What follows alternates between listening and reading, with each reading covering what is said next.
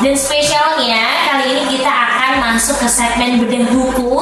Tapi luar biasanya kali ini kita udah munculin buku terbaru ya. Buat teman-teman yang sering banget ikutin bedah bukunya Semangat University, kemarin kita udah bahas tentang You Do You, ada Atomic Habit, ada juga Psychology of Money. Nah kali ini ada kuhadirkan narasumber spesial kita. Di sebelah kanan aku ada Mas Bakis. Disapa dulu teman-temannya. Halo. Mas Bagis dari divisi apa nih? Oh, dari divisi Oke, setelah Mas Bagis di sebelah kiri saya ada. Halo, nama aku Punya Larisati, graphic engineer. Aku dari admin penjualan di Kocek, Jakarta. Oh, jadi teman-teman kali ini ada Mas Bagis sama Kania. Tapi sebelum kita masuk ke bedah buku nih, ada satu pertanyaan yang bakal gue tanyain dan wajib dijawab secara cepat. Siap ya? Siap ya? Oke, ngomongin soal kemarin kita ngebahas soal You Do You. Berarti teman-teman harus sudah tahu dirinya sendiri. Kira-kira di lingkungan terdekat teman-teman, Mas Bakis dikenal sebagai orang yang lucu. lucu, Iya. bener lucu atau? Ya, maksudnya kayak gitu aja, Mbak. Teman-teman bilang. Teman-teman pada bilang lucu ya. Emang ngebuat ngakak sih. Jadi perlu nih kita punya teman-teman yang macam Mas Bagis ini. Gitu. Kalau Kak Nia, kebanyakan teman-teman Kak Nia itu Kak Nia dianggap sebagai orang yang flat. Why? Tapi apakah Mbak Nia menyadari itu flat? Ya, karena aku kayak misalnya orang menganggap reaksinya Kayak wah gitu kalau kayak ini aja. Oh iya aja gitu. Kayak di luar enggak sama-sama yang lain gitu. Iya. Ketika melihat, tapi apa sesuatu hal yang menurut Kania enggak flat? Amazed banget gitu. Pernah nggak satu momen Kania tuh wow? Tujuan aku. Gitu. Jadi sebagai kita teman-teman ketika kita tuh mengapresiasi hal-hal sederhana yang memang kita lakuin dan itu adalah peningkatan dari diri kita sebelumnya, itu wajib diapresiasi. Ya, Oke, baik teman-teman. Jadi kali ini kita akan ngebedah buku dengan judul Mindset. Tapi sebelum jauh-jauh kita ngebahas soal babnya, pandangan kita deh soal mindset itu sendiri. Pandangan, sebenarnya mindset itu juga pandangan. Nah, menurut Mbak Nia sama Mas Bagis, kita mulai dari Mbak Nia dulu. Mindset menurut perspektifnya Mbak Nia itu apa sih? Cara berpikir yang menghasilkan cara bertindak yang menghasilkan suatu kebiasaan. Berarti mindset itu caranya, bukan berpikirnya itu. Cara berpikir akan sesuatu hal ya. Kalau Mas Bagis sendiri? Kalau mindset itu cara untuk langsung bertindak. Kedua. Ini nih, bener ya, bener kalau Mas Bagis lucu ya. Langsung. Cara untuk langsung bertindak. Iya. Tapi kan itu di Pikiran. pikiran. Oh, jadi mindset itu adalah pikiran manusia. Iya, betul. Oke, jadi yang namanya pendapat atau landasan itu nggak ada yang salah teman-teman. Tapi kita coba samakan persepsinya.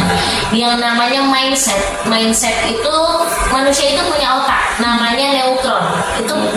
Itu syaraf-syaraf yang terbentuk dalam otaknya manusia. Nah, dari syaraf-syaraf itu kan pasti teman-teman pernah mendengar pepatah yang bilang kayak pisau makin diasah makin runcing, tajam. Sama dengan pikiran manusia. Kalau contoh Mas Bagis waktu SD, SMP belajar matematika, terus tiba-tiba sekarang matematikanya nggak pernah dipakai, kira-kira bakal jago nggak di matematika? Enggak kan? Yeah. Terus lagi kalau otak kita udah lama didiemin, otomatis dia akan malas berpikir. Makanya itu neutron itu bakal nyala kalau kita paksa dia untuk terus berpikir. Jadi poinnya adalah mindset ini memang cara berpikir manusia. Ini cara berpikir manusia itu banyak ragamnya.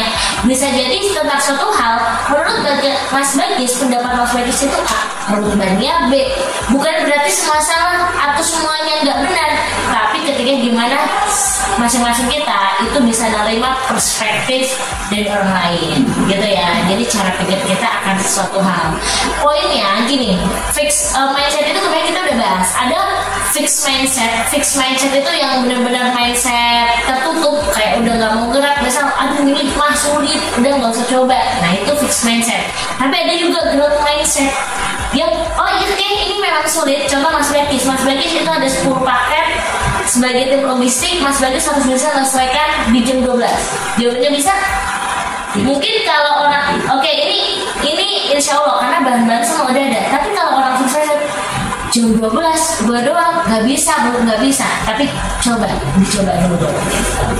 Nah, kali ini kita akan membahas di bab berapa?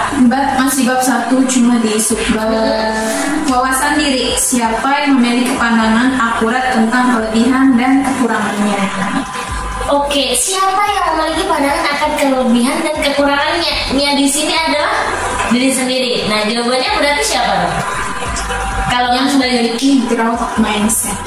Oh, jadi siapa yang memiliki pandangan dan berarti ketika kita tuh punya fixed mindset sama growth mindset. Kan di bahasan sebelumnya dijelasin ya, mindset itu ada 2. Tapi ketika orang dia punya growth, otomatis dia menyadari, oke, aku memang punya kelemahannya di sini. Pun aku punya kelebihan, tapi gimana kita mengatasi kelemahan itu? Tapi kalau sudut pandangnya fixed mindset, bahkan dia aja pengennya kan nggak punya kelemahan, dia nggak sih? Kayak nutupin, paham nggak? Fixed mindset tuh kayak udah, berarti biar dia tuh nggak mencari tahu akan dirinya. Sebenarnya dia nggak tahu akan sebenarnya dirinya sendiri. Tapi kalau ditanya nih, apa sih yang paling berubah? Sudut pandang apa yang growth nih dari Mas Bakis sekolah sampai sekarang udah kerja, udah ketemu banyak orang, udah mengalami banyak hal gitu ya. Itu kan jadi pembelajaran juga. Kira-kira mindset atau cara berpikir Mas Bakis yang mana yang menurut Mas Bakis itu berubah banget? Menurut saya berubah. Satu tes aja deh. Tes yang bisa merubah mindset saya dalam pekerjaan itu adalah sesuatu yang tidak saya tahu, jadi mengetahui. Karena mau coba. Ya, karena kita waktu awal mau masuk ke sesuatu mungkin dari dunia kerja kan kita punya mindset tuh. Jadi tujuan kita untuk melamar di posisi apa ini? Kita kan belum punya pengalaman kan? Betul, baru banget tuh newbie banget. Tapi kita mau punya mindset, kita coba menjajah di posisi tersebut. Yang bukan sebagian dari dulu sekolah kita kan kita kan sekolah sama yang kerja sekarang itu udah lulusan. Oke. Kalau orang pikir wah nggak linear nih, sejalan gitu ya, bakal sulit. Tapi Mas Bakis sebagai orang gitu. Nah kalau Mbak Nia, apalagi sekarang Mbak Nia udah melangkah ke hal yang lebih menantang lagi kan, dia kan dengan ketemu banyak teman gitu, dan apalagi akan banyak ketemu orang baru, apalagi di mana dunia mahasiswa tuh bakal beda banget gitu. Apa sih yang Mbak Nia sadari dari dulu Mbak Nia masih ingat banget lulus SMA yang cari kerja ternyata sulit banget, terus sekarang udah nyoba merintis dan Mbak Nia menggeluti bidang admin.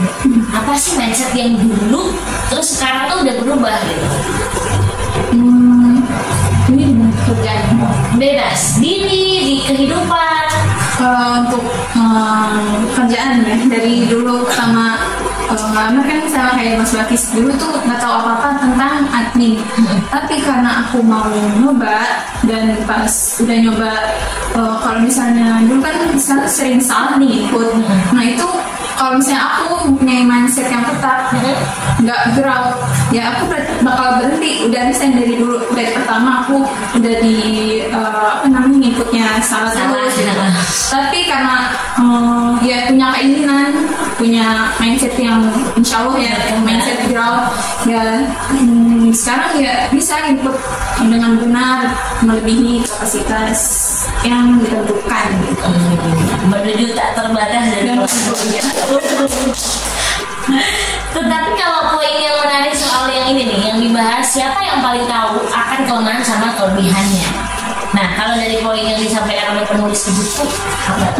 Poinnya adalah seseorang yang memiliki mindset tetap hampir sama sekali nggak akurat dalam menentukan apakah dia punya kelebihan atau kekurangan. Karena dengan dia mempunyai mindset yang tetap aja, berarti kan dia nggak mau melakukan sesuatu yang menantang dan juga challenging.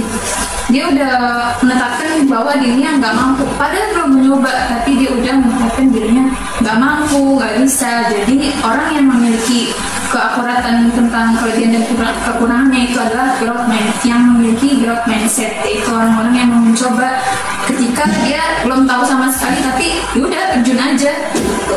Oke, nah itu ya. Jadi siapa yang paling tahu yang mereka-mereka yang sadar akan dirinya gitu. Tapi sejauh ini nih pengaplikasian growth mindset dalam Mas Balikis, terlebih soal ngomongin kelebihan sama kekurangan. Apakah apa sih yang Mas Balikis lakuin dengan adanya kekurangan Mas Balikis? Contoh sebut aja salah satu kekurangan. Bukan kekurangan ya, kekurangan kelemahan ya. Jadi bukan kekurangan tapi kelemahan. Apa sih yang kurang? Kelemahan atau kekurangan untuk diri saya itu kan kalau di dunia kerja itu satu kan kelemahan. Oke, berarti kurang disiplin. Ya, disiplin. Kelemahan terus kadang untuk mengatur pola hidup itu sangat susah. Sulit dari jam sekolah sampai sekarang. Yang sulit juga. Kan masuk kelemahan loh. Nah, tapi tadi sekarang nih untuk apa tindakan yang Mas Balikis lakuin akan kelemahan itu? Oke, kita sadar iya aku memang sering telat atau beberapa kali aku telat. Nah, terus sulit banget nih nata pola tidur, makanya dari tidur yang gak cukup hasil telat bangunnya siang. Nah, apa upaya Mas Balikis? Jadi gini Mbak, karena walaupun kita sering telat, kan suatu pekerjaan itu pasti kita diberikan itulah namanya suatu surat peringatan. Iya, tapi kan setiap orang itu beda-beda. Kadang hatinya ada yang bergerak untuk berubah, ada yang beda. Tapi kadang kalau untuk jiwa pribadi saya itu saya berubah segalanya. Oh, berubah? Iya. Siapa dong? Sudah mau gimana ya? Kan itu kita udah diberikan surat peringatan.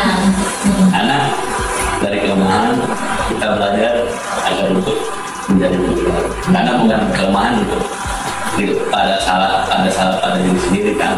Karena emang udah jadi kelemahan diri sendiri. Iya, ketika tadi kan dikasih aspek gitu kan. Ya udah mau buat gebrakan gitu. Tapi apa dari gebrakan yang dilakukan? Gebrakan. Nah, apakah sekarang tadi yang bilang pola tidur ini nggak baik itu karena mungkin sering nongkrong malam. Nah, berarti nongkrongnya dikurangi. Atau ya udah pola itu diubah semua. Maksudnya yang udah terbiasa udah lah, mulai sekarang kita kurangi. Oke, apa tuh hal-hal yang dikurangi? Kalau boleh tahu. Biasa tidur jam 2. Oke, ini ada banget ya.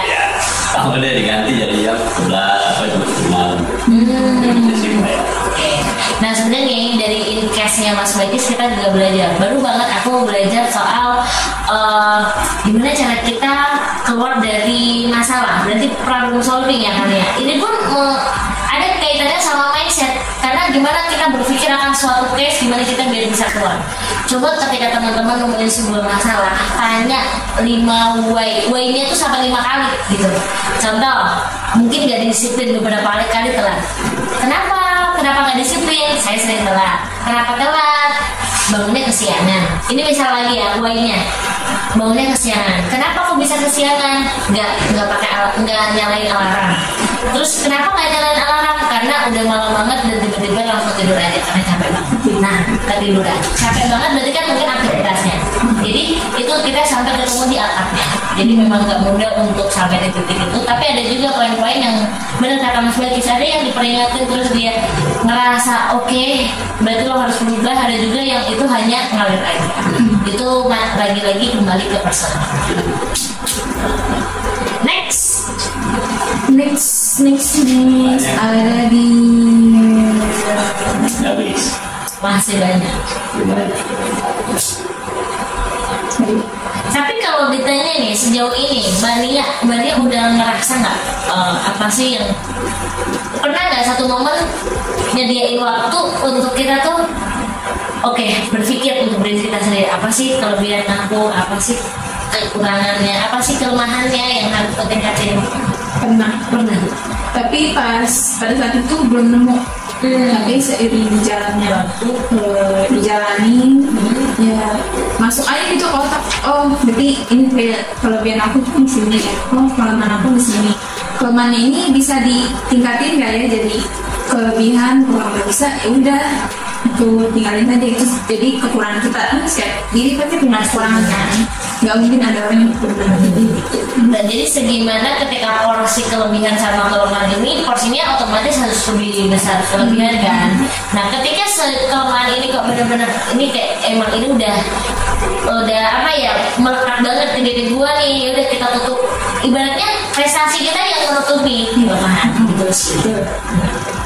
Mungkin itu ya Mania ya. Ada yang mau kalian sampaikan lagi? Kis. Mungkin apa sih yang pesan di sini kan kebetulan anak-anak muda semua. Gimana untuk bisa ngebangun? Mungkin ini tips ya, tapi satu langkah aja nggak apa-apa. Apa sih yang ngebuat orang-orang adik-adik kita nih yang lagi nonton biar mereka itu nggak stuck? Terus gimana biar pola pikir mereka tuh berkembang, karena orang-orang itu akan dilihat, orang akan dinilai dari bagaimana cara mereka berpikir akan suatu masalah, ya nggak?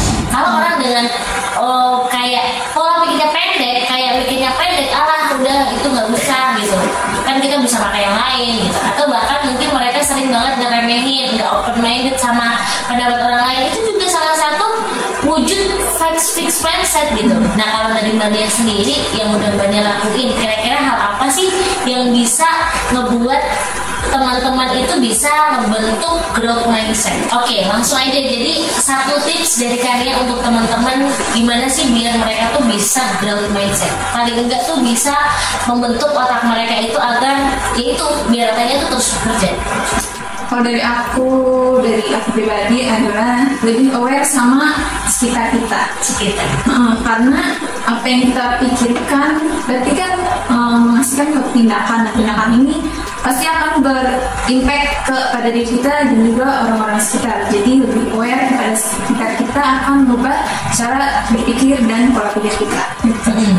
Untuk kalian sepakat banget sih, karena dengan be aware, kadang ngebentuk empati, terus ngerasa, oh ternyata hidup ini gak cuma gua doang. Apa yang ada loh, teman kita kesulitan, ada yang dia diem aja, tapi ada juga yang karena dia sadar, dia harus melakukan sebuah tindakan, gitu kan.